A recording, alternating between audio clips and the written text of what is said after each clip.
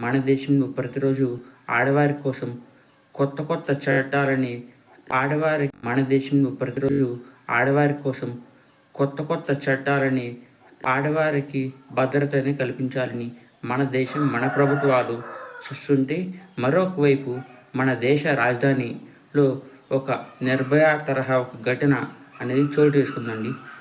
రోజువారీ చిన్న చిన్న పనులు చేసుకున్న ఒక మహిళని అక్కడే కదులుతున్న ఒక బస్సులో ఒక డ్రైవర్ మరియు కండక్టర్ అత్యంత కిరాతకంగా ఆమెని బలాత్కారం అని గావించారండి. ఢిల్లీలోని మంగోల్పూరి ఓ ఫ్యాక్టరీలో పనిచేస్తున్న ఒక బాధితురాలు తిరిగి ఇంటికి వెళ్తుండగా సడన్గా అక్కడే ఉన్నటువంటి ఒక బస్సు డ్రైవర్ మరియు కండక్టరు ఆమెని బస్సులోకి బలవంతంగా తీసుకువెళ్ళి ఆమె 2 గంటల పాటు అత్యాచారం అనేది గావించారండి. అది కూడా సామూహిక అత్యాచారం. అటువంటి పరిస్థితుల్లో కూడా ఆమె 3 పిల్లలు ఉన్నారు.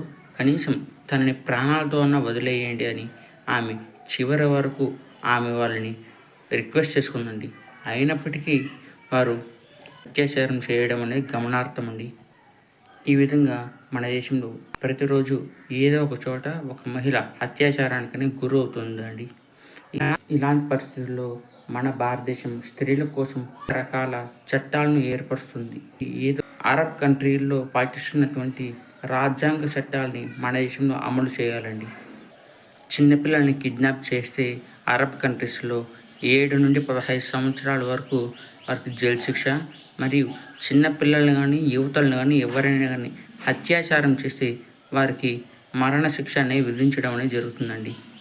ఇలాంటి శిక్షలు మన దేశంలో విధించడం వల్ల కూడా ఇదివరకైనా అని మహిళలకు భద్రతనే కలుగుతుందండి.